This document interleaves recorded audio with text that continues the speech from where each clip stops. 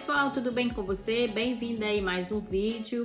E o vídeo de hoje será uma dica de um livro bastante interessante e foi motivo de muitas polêmicas, sim, porque conhecer a trajetória de grandes teólogos, escritores é uma maneira de adquirir inspiração e conhecimento para a nossa jornada cristã. Dentro desse contexto, Jonathan Edwards desempenhou um papel importante para a teologia e vida religiosa, atuando como pastor e autor de vários livros. Estar em contato com a literatura cristã é o modo de entendermos mais sobre a Bíblia e crescermos espiritualmente.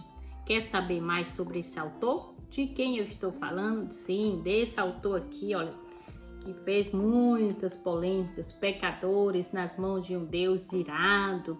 Mas como pode ser um título desse sermão? Não é verdade? Principalmente na nossa era da modernidade, onde o homem está aí no centro, né? E realmente houve muitos debates sobre esse tema, porque muitos dizem que deveria ser pecadores nas mãos de um Deus misericordioso. Mas vamos seguir em frente.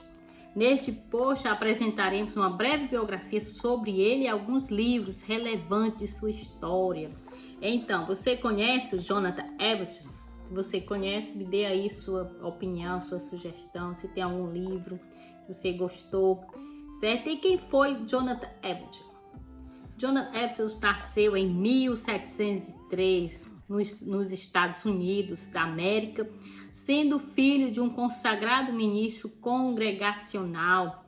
Ele começou seus estudos desde cedo, se aprofundando no grego e hebraico, além de outras disciplinas teológicas. Ele foi um pastor congregacional que viveu no século XVIII, sendo considerado um dos grandes teólogos e pensadores da história dos Estados Unidos.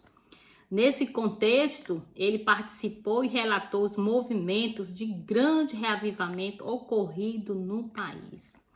Por meio de inúmeros sermões e livros, Jonathan analisou os eventos cuidadosamente em seus diferentes aspectos.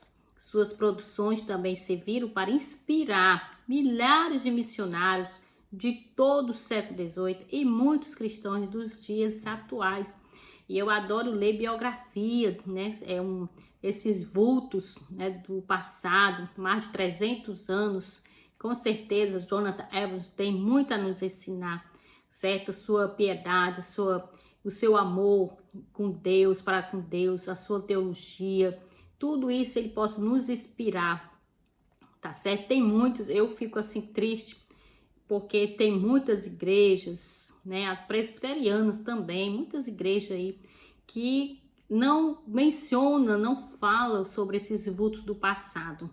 Se hoje você for perguntar se alguém já leu uma literatura assim, olha, certo? Ou se já conhece alguns vultos, com certeza, lamentavelmente, eles vão dizer que nem conhecem, né? Como eu perguntei, você conhece Jonathan Edwards?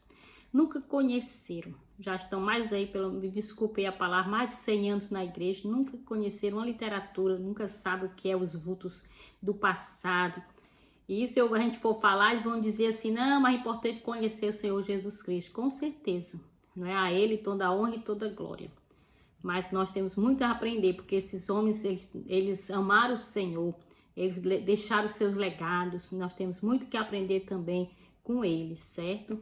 Então, por meio de inúmeros sermões, e quais são as suas principais obras?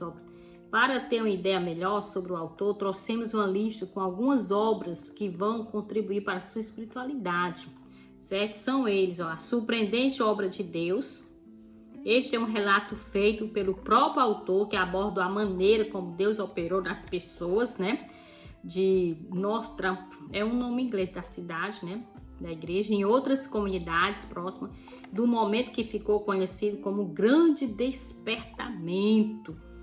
Pecadores nas mãos de um Deus irado, que é esse livro que eu estou aqui lendo, né? Esta é uma coleção dos mais famosos sermões de Edwards, incluindo que está o nome ao título, né? Porque diz que antes dele pregar esse sermão, ele passou dias orando, né? Dias clamando ao Senhor, que ele estava tão fraco, que se apoiava no púlpito, né? Mas a unção de Deus era tão grande que, segundo, né, a história, diz que pessoas ficavam debaixo dos bancos, né, tremendo com aquela presença tão grande de Deus. E ali trouxe o avivamento, né? Pessoas, né, totalmente quebrantadas, né? Trouxe aquele avivamento. Então, pecadores nas mãos de um Deus irado, vale a pena você conferir, né? Que Deus traga esse reavivamento, né? Eu creio, sabe? Quando Deus diz que Ele derramará sobre toda a carne o seu Espírito Santo. E quando Ele diz sobre toda a carne, Ele não está fazendo menções de denominação, se é presbiteriano, se é batista, se é Assembleia de Deus, se é adventista, se é qualquer outro. Não, mas o Espírito Santo, Ele é livre para agir aonde Ele quiser.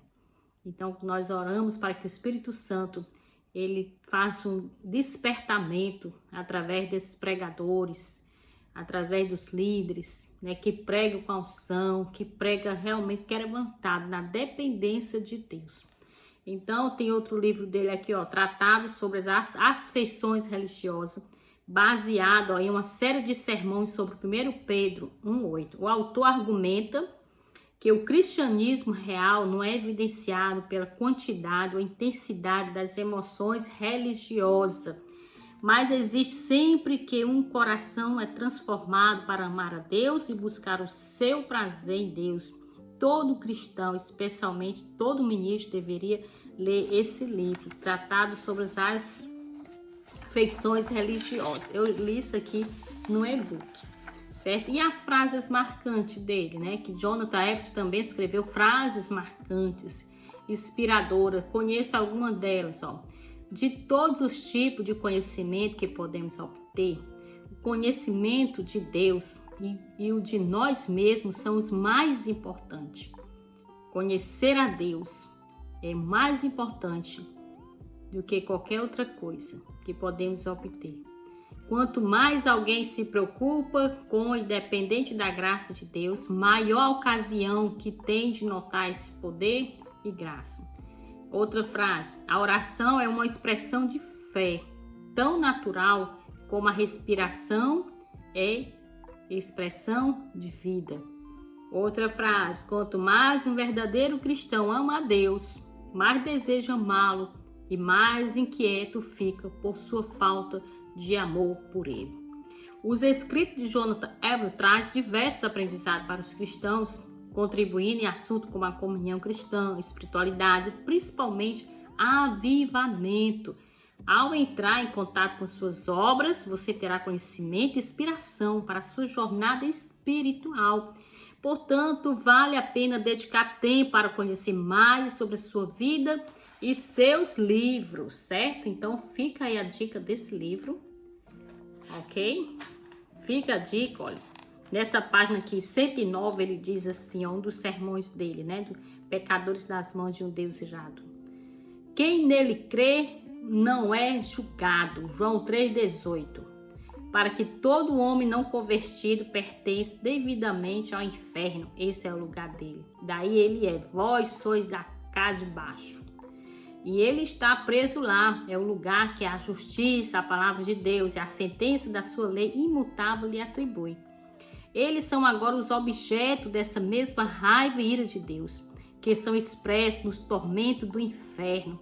A razão pela qual não desce ao inferno a cada momento não é porque Deus, em cujo poder eles estão, mas esteja muito zangado com eles, tão zangado como está com muitas daquelas criaturas miseráveis que ele agora está atormentando no inferno. E lá sente e suporta a ferocidade de sua ira. Sim, Deus está muito mais zangado com uma grande quantidade de pessoas que estão agora na terra. Sim, sem dúvida, com muitos que estão agora nesta congregação, que, por exemplo, estão à vontade quietas, do que está com um grande número daqueles que estão na chama do inferno nesse momento. De modo que não é porque Deus não se importa com a maldade deles e não se ressente, que não solta sua mão e os corta. Deus não é completamente indiferente com eles são. Embora possa imaginar que ele o seja, A ira de Deus queima contra eles, a condenação deles não dorme. O poço está preparado, o fogo está pronto, o forno está quente, pronto para recebê-los. As chamas agora se enfurecem e brilham. A espada cintilante, afiada e mantida sobre ele, o poço abre suas bocas. Então esse é o pecado. O pecado é a ruína e a miséria da alma. Certo? E eu estou lembrando que hoje, que eu estive conversando com uma pessoa e a pessoa disse que queria ter uma nova vida. E eu disse, olha, uma nova vida fora de Cristo é muito difícil. Uma nova vida, elas têm que estar dentro dos propósitos de Deus. A palavra do Senhor nos diz que aquele que está em Cristo é nova criatura, que as coisas velhas passaram e eis que tudo se fez novo. Não existe nova vida fora de Cristo, não existe nova vida sem arrependimento, não existe nova vida sem a palavra de Deus nos guiando como bússola, como luz. Não existe vida fora de Cristo. É isso, não existe vida fora de Cristo. A nossa vida é Cristo. E o pecado é a ruína e a miséria da alma. Então vale a pena você ler essa obra. Ok? Então, esse é a nossa dica do livro, que você possa aí ter gostado, né, desse vídeo. Tá certo? Eu vou deixar aqui a inscrição dele. E nós nos veremos no próximo vídeo, se Deus quiser. E até logo, tá bom? Isso aí é para você, eu encorajar você a ler as literaturas dos grandes vultos do passado. Que mais de 300 anos tem muito a nos ensinar. Nós veremos no próximo vídeo, se Deus quiser. E até logo. Um abraço.